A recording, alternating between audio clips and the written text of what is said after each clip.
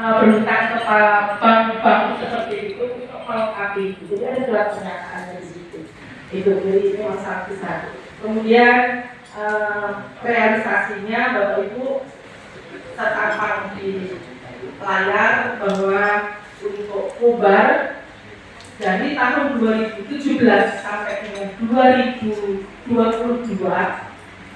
lahan yang sudah terplanting ada 1.991,1 hektar. Uang yang dikucurkan ke rekening petani, ini uangnya langsung ke rekening petani, Bapak Ibu ya, tidak ke rekening kepala dinas atau kepala bidang, tidak. Jadi langsung ke rekening petani itu sebesar 47,3 miliar. Tahun 2023 ini kita telah mengeluarkan rekomendasi yang sudah disetujui itu seluas 589,76 hektar. Untuk permohonannya ke BPDS, satu melewati dinas, satu melewati kemitraan PBS. Jadi PBS yang mempunyai plasma itu dapat mengusulkan biaya reklamasi ini langsung ke BPDS. Untuk Kobar, usulan reklamasi ini masih melewati dinas. Jadi berjenjang dari kelompok tani mengusulkan ke dinas cek and dicek baik administrasi maupun lapangan. Kalau sudah sesuai dengan ketentuan, dinas akan mengeluarkan rekomendasi teknis. Rekomendasi teknis disampaikan ke provinsi. Jadi provinsi kembali cek dan dicek. Apabila sudah sesuai dengan ketentuan, akan dikeluarkan rekomtek dari dinas yang membidangi perkebunan provinsi. Rekening petani, saya katakan di sini rekening petani. Ya, jadi tidak lewat provinsi, tidak lewat kabupaten, dinas kabupaten, tapi langsung ke rekening petani. Nah, ini juga bagian dari pihak kejaksaan yang menelisik kami. Benar tidak ini? Ada campur tangannya terkait dengan pencairan ini, dinas. Juga pendamping, karena kita juga punya tim, Bapak Ibu, tim sekretariat. Hasil perkebunannya itu murni tidak ada mendapatkan akses bantuan dari pemerintah, termasuk pupuk, termasuk program-program lain maupun penyuluhan untuk bagaimana pengembangan produk kelapa sawit.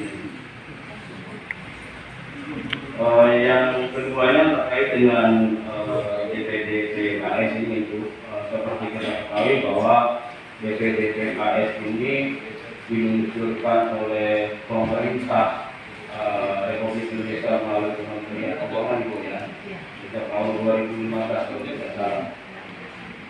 Yang tujuannya adalah untuk menghimpun dana-dana dari perusahaan-perusahaan Bu ya, perusahaan kelapa sawit yang ada di Indonesia. Sampai tahun 2023 mau dikoreksi itu kalau salah, dana yang sudah terkumpul secara nasional untuk program ini mencapai 47 triliun. 47 triliun yang itu dialokasikan untuk masing-masing kabupaten dan kota terkait dengan program yang seperti dijelaskan tadi. Saya kok merasa tertampar Bu. Jujur aja merasa tertampar dengan semua penjelasan Ibu tadi, karena semua program tersebut harus melalui KUD, harus melalui Poktan, harus melalui APH, apa itu namanya, dan juga nggak paham. Bagaimana nasib dengan petani-petani mandiri yang mereka berada di luar kelompok tani yang ada itu? Saya punya, jujur aja saya ada beberapa hektar lahan yang saya tanam sendiri. Sampai hari ini juga tidak ada mendapatkan bantuan pupuk subsidi satu kali pun belum pernah ini. Dan mungkin itu bisa menjadi perhatian bahwa program-program tersebut bisa kalau regulasinya memungkinkan ini untuk petani-petani mandiri ini lebih diperhatikan. Karena kalau yang diberikan terhadap paparan yang kami sampaikan tadi, dan kami juga sepakat dengan Bapak PNH Sekda bahwa tugas yang dipercayakan kepada kami ini hasil akhirnya adalah untuk meningkatkan kesejahteraan petani. Petani dalam hal ini, kalau lingkup sekarang adalah petani pekebun. Kalau tugas kami petani, itu adalah petani yang saya sebut tadi. Petani, pekebun, peternak juga jadi bagian dari petani. Jadi kami sepakat bahwa tugas yang diberikan kepada kami adalah untuk meningkatkan kesejahteraan pekebun dalam pagi hari ini. Bapak Ibu yang saya hormati, sebagaimana yang saya sampaikan tadi bahwa usulan itu berupa kelompok, karena memang dari peraturan perundang-undangan yang ada, kita pemerintah daerah ini tidak melayani atau tidak mengakomodir usulan yang sifatnya perorangan. Jadi harus bergabung dalam kelompok seperti itu. Jadi mungkin di nomor ini juga nanti bisa disampaikan, karena kami sering mendapat komplain Bapak Ibu di lapangan itu ada yang bilang bahwa penyuluh kami tidak aktif di lapangan, kami tidak pernah menemui penyuluh itu di lapangan. Nah, saya sampaikan yang menyampaikan ke kami, mohon maaf, petani yang mengkomplain penyuluh kami di lapangan itu apakah sudah bergabung dalam kelompok? Karena kalau sudah bergabung kelompok, yang mana kewajiban kami tadi seperti yang saya sampaikan, kami melayani petani yang bergabung dalam kelompok. Terkait juga dengan pupuk bersubsidi.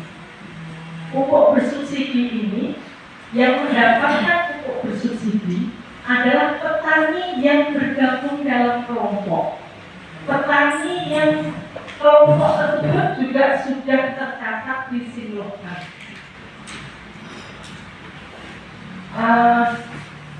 Di Sinlokkan kita Bapak Ibu ada 992 oktan, diluruskan Bapak Ibu kalau saya salah, dengan jumlah petani sebanyak 22.000 sekian. Ini data dari Pak Kasino yang dulu yang sampaikan. Boleh dicek nanti, boleh dicek ya.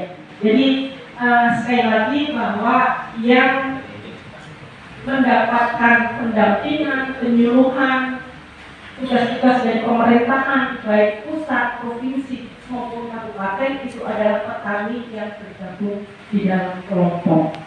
Kemudian untuk pupuk subsidi kelapa sawit itu mulai tahun 2000 berapa Bu kasih sarkas? 22 ada perubahannya, ada perubahan komoditas yang mendapatkan pupuk bersubsidi. Nanti saya minta pencerahannya dari Kabid yang membidanginya, kronologis atau alur untuk mendapatkan pupuk bersubsidi tersebut. Ya, ini ada bidangnya tersendiri di situ. Kebetulan untuk kelapa sawit mulai 2022 itu bukan menjadi bagian komunitas yang mendapatkan pupuk bersubsidi. Semuanya hadir di undangan kami Coffee Morning. Jadi karena tadi disampaikan juga oleh Bapak Sekda bahwa kita adalah mitra pemerintah, yang mana dengan adanya Coffee Morning ini kami juga mengharapkan rekan-rekan dari PWI ini dapat mewartakan program-program yang ada di Dinas Pertanian. Kemudian juga dari warta-warta yang Bapak publikasikan itu juga menjadi acuan kami untuk motivasi kami untuk pelayanan kami kepada masyarakat. Bapak di situ kan tidak hanya Dinas Pertanian saja nih yang Bapak publikasikan nih. Berita-berita dari dinas-dinas yang lain itu akan kami cermati kira-kira, atau kalau ada yang kita bersinergi, kita akan laksanakan secara sinergi. Jadi tanggung jawab dari pembangunan pertanian itu tidak hanya menjadi tanggung jawab Dinas Pertanian saja, tapi juga dengan lintas sektor dinas tadi. Seperti itu, Pak. Oh, Terima kasih. Ya. Pertanian di Kobar ini apakah sudah dibilang maksimal atau belum? Untuk pertanian di Kobar, upaya kita sebenarnya maksimal.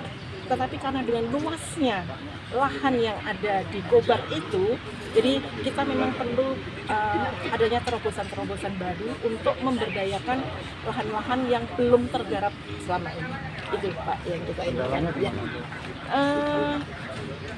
Salah satunya mungkin kita belum mempunyai data yang fit ya Pak ya untuk kondisi lahan pertanian yang ada di Kabupaten Kota Waringin Barat ini, pemilik daripada lahan yang belum diberdayakan itu, maksud saya datanya seperti itu. Jadi itu yang akan kita push untuk mendapatkan data itu, karena kita ketahui bersama bahwa lahan di Kabupaten Kota Waringin Barat ini kan tidak hanya punyanya warga Pangkalan Bun. Nah, kalau itu kita sudah punya data itu, pemiliknya bukan dari Pangkalan Bun, kita akan upayakan komunikasikan. Jangan sampai lahan yang beliau-beliau punya itu menjadi lahan tidur, sehingga itu tidak bisa mempush upaya kita untuk menjaga ketahanan pangan. Bu, sedikit Bu, dulu kita ada swasembada. Sekarang ada nggak Bu swasembada? Swasembada apa yang dulu? Pertanian, pangan ya. ya, pangan. Dulu kita minta punya target memang swasembada pangan khususnya untuk padi, lumbung padi. Sekarang ini kalau dulu itu ada di Celaka, ada di Sebuah, tapi dengan kondisi aturan yang kita tidak boleh bakar, itu juga merupakan salah satu kendala kita tidak bisa mencapai upaya swasembada itu secara maksimal. Nah, itu yang kita perlu komunikasikan juga dengan pusat. Melarang membakar harus ada solusinya, kan seperti itu. Itu yang akan kita komunikasikan, Kak. Terima kasih.